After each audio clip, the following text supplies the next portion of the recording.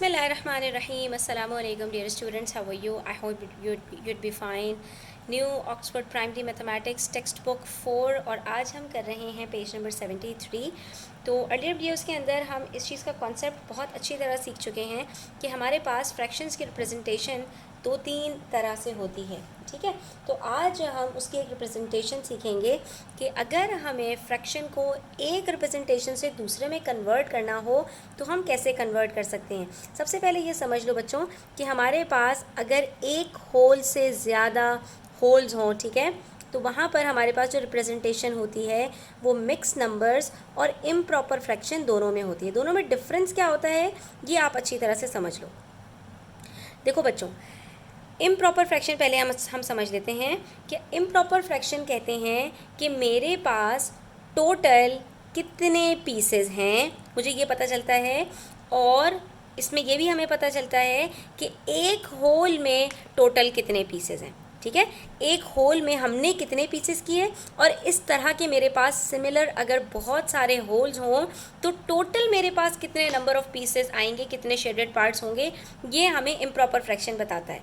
यानी for example मेरे पास 3 holes हैं, हर होल के अंदर हमारे पास 2 पीसेस हैं, एक शेडेड एक अनशेडेड। ठीक है, तो हम यहाँ पर इम्प्रॉपर फ्रैक्शन में क्या लिखेंगे, डिनोमिनेटर में हम लिखेंगे 2।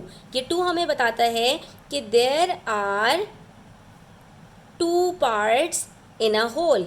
ठीक है, एक होल में कितने पार्ट्स हैं ये डिनोमिनेटर हमें ये बताता है। ठीक है, और इस तरह के हमारे पास बहुत सारे होल्स होंगे और टोटल हमारे पास नंबर ऑफ पीसेस या नंबर ऑफ शेडेड पार्ट्स कितने होंगे, तो वो हमारे पास हर होल के अंदर जितने शेडेड पार्ट्स हैं उसको हम न्यूमरेटर में लिखते हैं। तो 1 2 3 इस तरह से मेरे पास ये नंबर ऑफ शेडेड पार्ट्स आ जाते हैं। इस तरह से हम अपने इम्प्रॉपर फ्रैक्शन को लिखते हैं।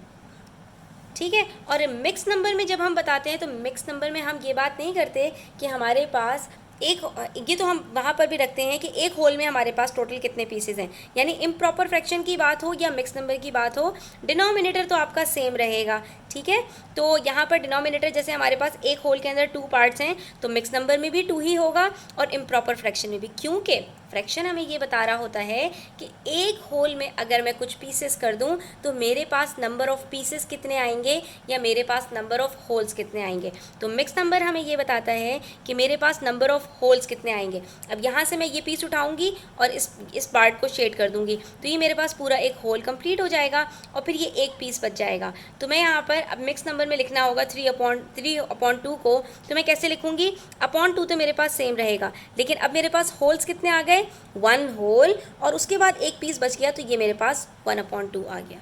ठीक है, लेकिन इसको इतना डिटेल से आपको समझने की ज़रूरत नहीं है, बस आपको ये पता होना चाहिए कि हम मिक्स नंबर को होल नंबर में और मिक्स नंबर को इम्प्रॉपर फ्रैक्शन में और इम्प्रॉपर फ्रैक्शन को मिक्स नंबर में कैसे कन्वर्ट करते हैं। ठीक है, तो अब देखिए इन्होंने उसी को रिप्रेजेंट कर दिया। यहाँ पर ये 3 अलग अलग पीसेस थे, अब इन्होंने क्या किया, 2 पीसेस को एक होल में किया तो ये पूरा एक होल कंप्लीट हो गया और उसके बाद फिर एक और पीस आपके पास आ गया। इससे आपको ये पता चला कि आपके पास 1 होल है और जो दूसरा होल है उसमें आपके पास 1/2 पीसेस हैं। ठीक है, इस तरह से आपके पास ये मिक्स नंबर में रिप्रेजेंटेशन हो गई।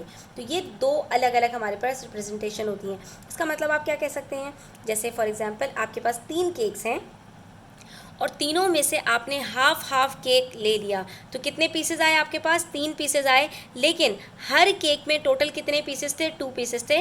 तो वो आप यहाँ पर अगर 3/2 लिखते हैं तो इसका मतलब ये हुआ कि अगर एक केक में से मेरे पास 2 पीसेस हैं और उसमें से मैं अगर टोटल 2 पीसेस मेरे पास जो हैं उसमें से मैं 3 पीसेस लेती हूँ तो 3 केक्स में से मेरे पास 3 पीसेस आ जाएंगे। ठीक है, और अगर हम इसकी बात करें, मिक्स नंबर की बात करें, तो मिक्स नंबर में हम ये बात नहीं करते कि हमारे पास कितने पीसेस हैं, हम कहते हैं कितने होल्स हैं और कितने पीसेस हैं। तो वहाँ पर हमारे पास जो होल्स कंप्लीट हो रहे होते हैं उसको हम सेपरेट करते हैं और जो लास्ट फ्रैक्शन होता है सिर्फ उसके अंदर हम बताते हैं कि उसमें हमारे पास उसमें से कितने पीसेस हैं। तो ये हमने बता दिया कि भाई एक होल कंप्लीट है और जो दूसरा होल है उसमें से मेरे पास एक पीस है। यानी 2 केक्स हों तो 2 केक में से एक केक पूरा है और दूसरे में से हाफ मुझे मिल गया है। ठीक है, तो बस ये आपने याद रखना है कि मिक्स नंबर में आपका इम्प्रॉपर फ्रैक्शन कन्वर्ट होगा, प्रॉपर फ्रैक्शन कन्वर्ट नहीं होगा। इसलिए मेरे पास कुछ नहीं है, 0, कोई मिक्स नंबर नहीं।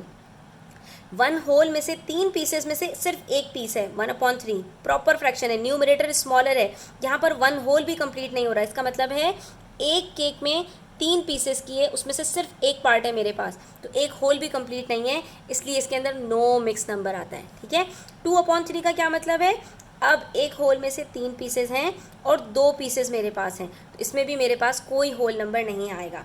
अलबत्ता जब मेरे पास एक होल में से 3 पीसेस हैं और तीनों मेरे पास हैं, तो यहाँ पर मेरे पास वन होल कंप्लीट हो जाता है।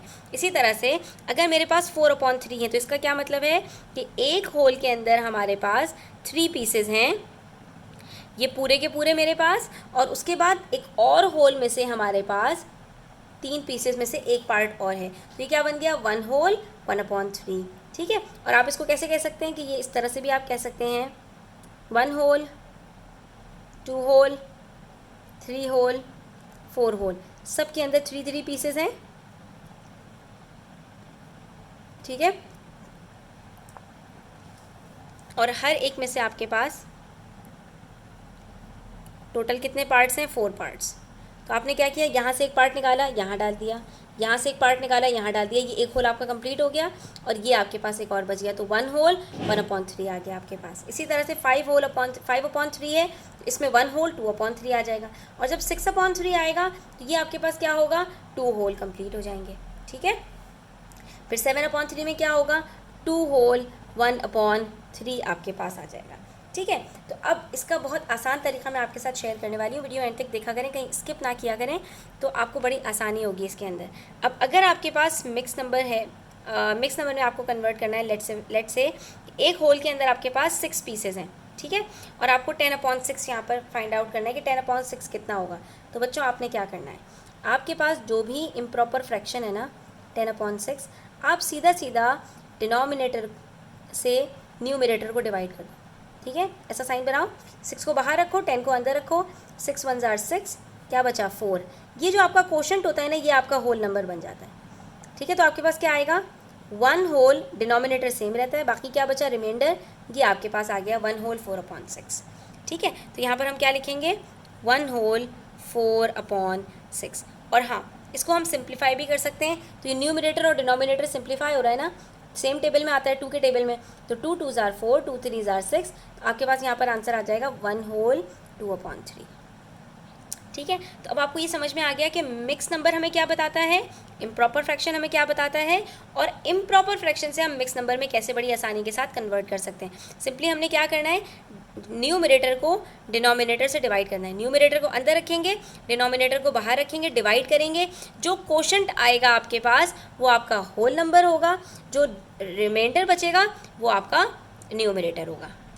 आपको एक और मेथड भी बता रहे हैं कि आपके पास जो डिनोमिनेटर है ना, वो आपने डिनोमिनेटर लिख दिया, अब डिनोमिनेटर में से आपने क्या किया, न्यूमरेटर को सब्ट्रैक्ट किया, 10 - 6 करोगे क्या बचता है 4 और बाकी 6, तो इस तरह से आपके पास 6/6 और 4/6, 6 + 4 10 होता है ना, हमने इसको स्प्लिट किया, इससे क्या फ़ायदा होगा कि ये 1 होल आ गया हमारे पास, और ये 4/6 था, इसको सिंप्लीफाई कर दिया, तो ये 1 होल 2/3 आ गया, और आपके पास बन गया 1 होल 2/3। ठीक है, यहाँ पर आपके पास जो भी फ्रैक्शन है, लेट से हमारे पास आ जाता है 8/5, तो हम क्या करेंगे, 5/5 किया, ठीक है, और फिर 8 - 5 कितना बच रहा है 3/5, तो ये आपका 1 होल में कन्वर्ट हो जाएगा, और बाकी ये आपके पास एज इट इज़ बच जाएगा। इसी तरह से अगर आपके पास लेट से 20/9 आ जाए, तो आप क्या करेंगे, यहाँ पर इसको स्प्लिट करेंगे, कैसे स्प्लिट करेंगे कि आपके पास यहाँ पर है 9/9, ठीक है, इसके बाद कितना बच रहा है आपके पास 11 बच रहा है, इसके अंदर एक और 9 आ सकता है, तो +9/9, ठीक है, फिर क्या बच रहा है 9 + 9 18 होता है, 20 - 18 + 2, तो ये +2/9। अब देखो ये 1 होल + 1 होल + 2/9, तो क्या हो गया 1 + 1 2 होल 2/9 आ जाएगा आपके पास। ठीक है, आप इस तरह से भी इसको कर सकते हैं। इसी तरह से देखो यहाँ पर हमारे पास कुछ क्वेश्चन हैं, change each of the following to a mix number. अब हमें इसको मिक्स नंबर में कन्वर्ट करना है, क्या तो हम यही करें कि 16/7 है ना, तो इसको हमने तोड़ दिया 7/7, ठीक है, 16 - 7 करेंगे तो क्या बचता है, यहाँ पर हमारे पास बचता है 9, ठीक है, तो फिर से एक और 7 + 7 कर दिया, ठीक है, 14 हो गया। अब 14 के बाद 16 - 14 2 होता है, तो +2/7, तो क्या आंसर आएगा यहाँ पर 2 होल 2/7।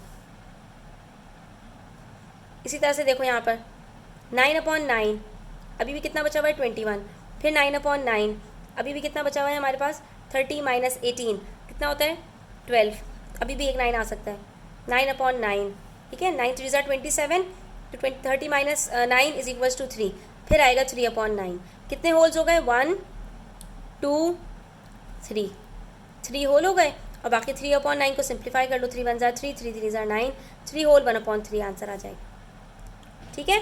तो आप इसको बड़े आराम से कर सकते हो। और दूसरा एक और मेथड है तो वो भी देख लो, जैसे यहाँ पर 2 होल 3/4 है। अच्छा, ये तो आपके पास दूसरा क्वेश्चन है, इसी को हम करके देख लेते हैं। यहाँ पर अगर मैं 30 को डिवाइड करूँ 9 से, 9 3 ज़ा 27 माइनस किया 3, ये बन गया मेरा होल नंबर 3 होल, बाकी 3/9, तो 3/9 को हमने सिंप्लीफाई कर लिया और आंसर आ गया हमारे पास, ठीक है। तो बस आपने इसकी प्रैक्टिस करनी है बहुत ज़्यादा, जितनी ज़्यादा आप प्रैक्टिस करोगे उतने ज़्यादा आपको इसकी जो है वो समझ आ जाएगी। उसके बाद अगर आपके पास मिक्स नंबर हो, मिक्स नंबर को इम्प्रॉपर फ्रैक्शन में कन्वर्ट करना हो, तो आप कैसे करोगे, तो ये तो बहुत ही आसान है। 2 होल 3/4 है, आपने क्या किया 4 को 2 से मल्टीप्लाई किया, 4 2 ज़ा 8 प्लस 3 कर दिया 11, तो आपके पास आंसर आ गया 11/4, ठीक है।